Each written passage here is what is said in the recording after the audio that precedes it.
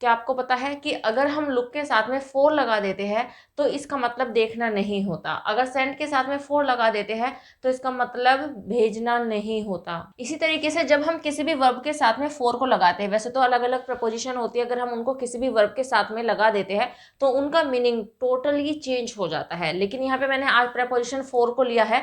आज हम इस वीडियो में ये देखने वाले हैं कि अगर हम किसी भी वर्ब के साथ में फोर का यूज करते हैं तो वो उसके मीनिंग को कैसे चेंज करता है। तो ये कुछ वर्ब्स नोट डाउन की है मैंने बोर्ड पर। इतने इजी है, आई थिंक सभी को इनका मीनिंग पता ही होगा।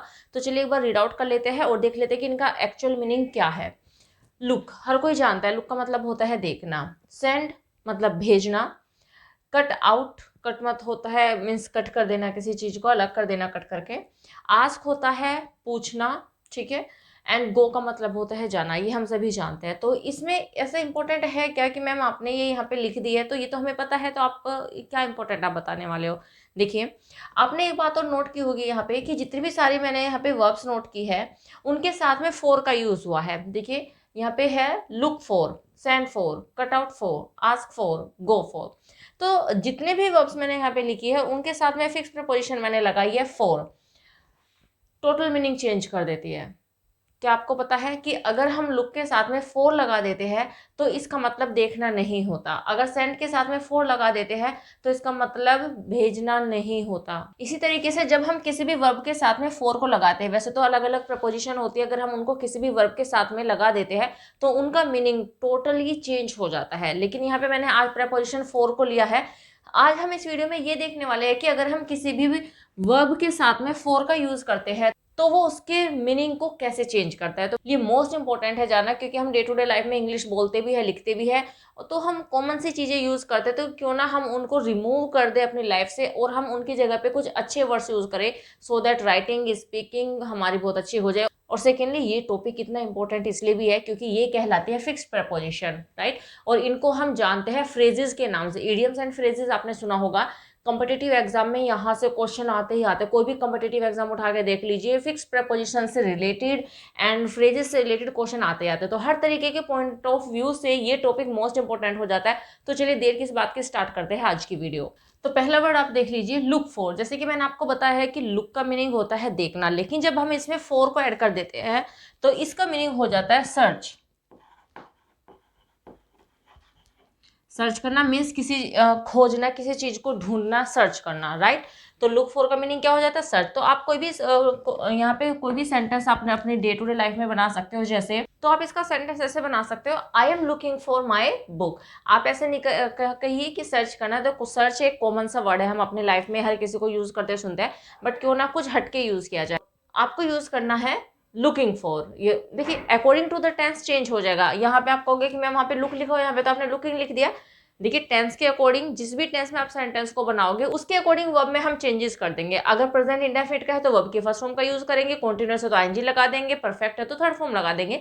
तो according to the tense verb में चेंजेस हम करेंगे। तो ये हो जाएगा सेंटेंस क्या बन गया, I am looking for my book. मैं अपनी किताब को क्या कर रही हूँ, ढूंढ रही हूँ। या फिर आप ऐसे कोई भी सेंटेंस बना सकते हो, what are you looking for, क्या ढूंढ रहे हो, राइट। तो ऐसे कोई भी सेंटेंस आप अपने डे टू डे लाइफ में फॉर्म कर सकते हो, राइटिंग में भी एंड स्पीकिंग में भी। नेक्स्ट देखिए सेंड फॉर। सेंड का मतलब आप जानते हो, सेंड का मतलब होता है भेजना, लेकिन जब हम इसके साथ में फोर का यूज करते हैं तो इसका मीनिंग हो जाता है समन। मीन्स बुलावा, भेजना, है ना। समन क्या होता है, बुलाना किसी को। तो यहाँ पे हम एक सेंटेंस फॉर्म कर सकते हैं। तो हम इसका सेंटेंस ऐसे बना सकते हैं कि ही वो सेंट फॉर इन्वेस्टिगेशन। ठीक है, तो सेंटेंस हो गया ही वो सेंट फॉर इन्वेस्टिगेशन। अब यहाँ पे यूज हुआ था सेंड, लेकिन ये हमने चूंकि पास्ट टेंस का बनाया, पैसिव सेंटेंस बनाया, तो आपको पता ही होगा कि पैसिव सेंटेंस में वर्ब की थर्ड फॉर्म का यूज होता है, तो इसलिए हमने यहाँ पे सेंड का यूज किया। तो इसका मतलब हो गया ही वो सेंट फॉर इन्वेस्टिगेशन, उसको इन्वेस्टिगेशन के लिए बुलाया गया, राइट। तो ऐसे आप सेंट फॉर का मतलब कहीं पे भी किसी को बुलाने के लिए अगर आप यूज करें तो आप सेंट फॉर का यूज कर सकते हो। Cut out for. Cut out, देखिए कट का मतलब होता है काट देना, लेकिन जब हम कट आउट के साथ में फोर का यूज करते हैं तो इसका मीनिंग हो जाता है सुटेबल। सुटेबल होता है ना, किसी भी काम के लिए जो योग्य होता है, सुटेबल होता है, उसके लिए हम क्या यूज करेंगे, कट आउट फॉर। हम कह सकते हैं कि he is cut out for this job. तो ये सेंटेंस हो गया he is cut out for this job, means वह इस जॉब के लिए क्या है, सुटेबल है, वह इस जॉब के लिए कट आउट फॉर है, वो इसके लिए क्या है, सुटेबल है।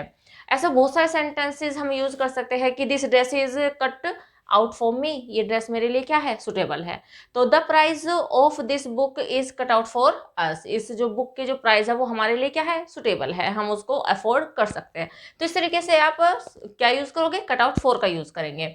आस्क फॉर, ठीक है, देखिए आस्क का मतलब तो पूछना होता है, लेकिन जब हम आस्क फॉर का यूज करते हैं तो इसका मीनिंग चेंज हो जाता है।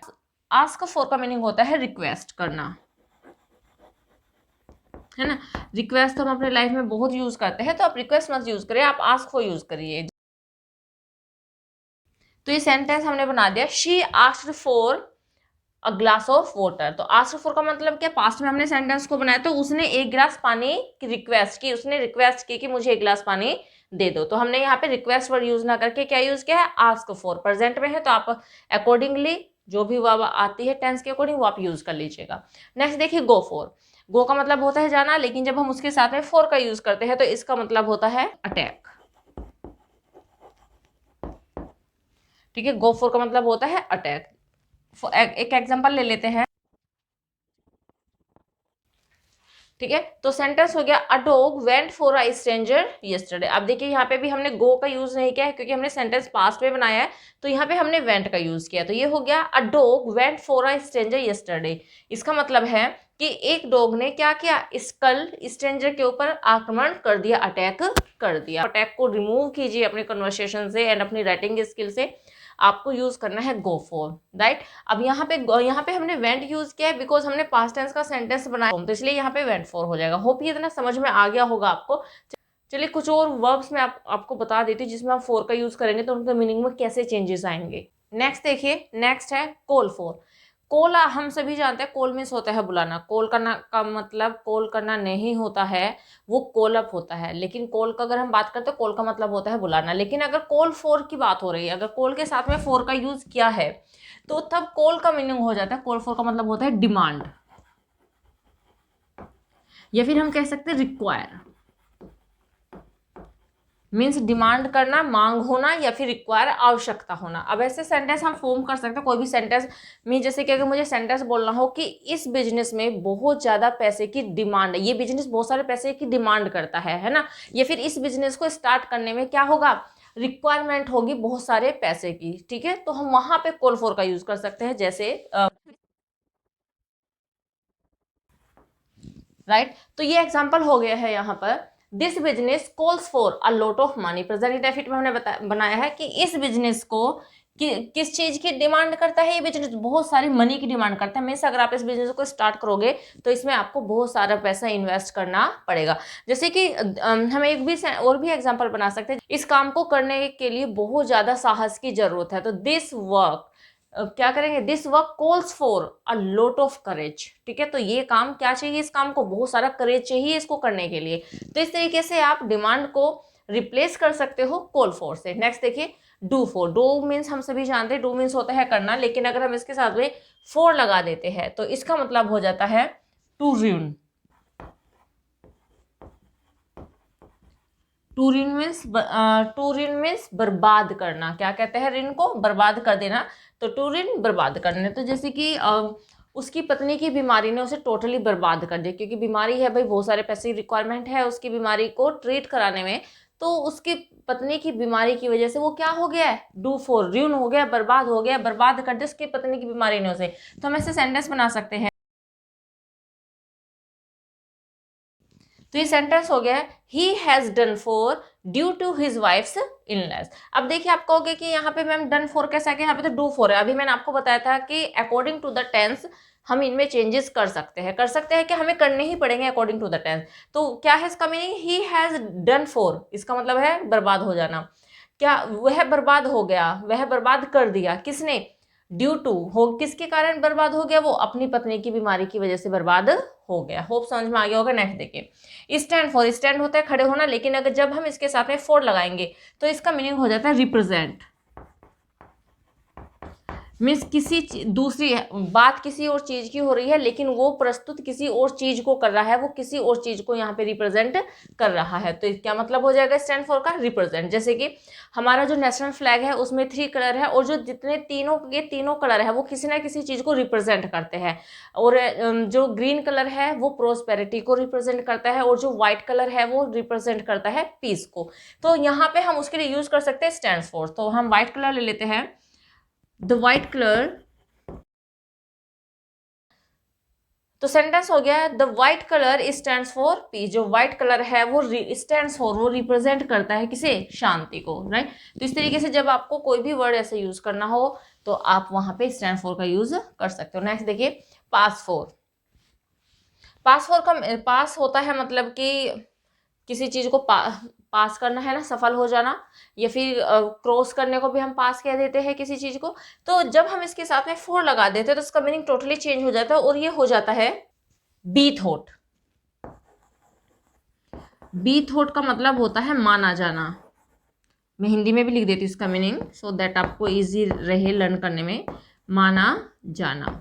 जैसे महाराणा प्रताप को इंडिया का हीरो माना जाता है, तो क्या यूज किया हमने? माना जाता है ना, माना जाना। तो ये सेंटेंस हो गया राणा प्रताप पासिस। ठीक है, पासिस मतलब कि प्रेजेंट इंडेफिनिट में हमने बनाया, तो हमने वर्ब में एस लगाया बिकॉज सब्जेक्ट हमारा सिंगुलर नंबर है। Rana Pratap passes four. तो पासिस फोर को आप अलग अलग रीड आउट नहीं करेंगे, एक ही जगह पे इसका मीनिंग होगा। ऐसा नहीं है कि फोर का मतलब यहाँ पे लिए है, जैसे कि हम प्रेपोजिशन में मानते हैं फोर को, लेकिन हम इन दोनों को साथ में ही रीड आउट करेंगे।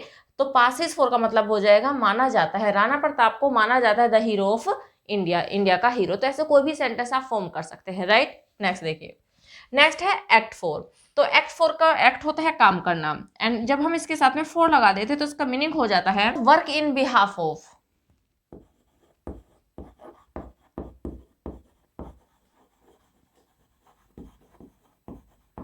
Work in behalf of,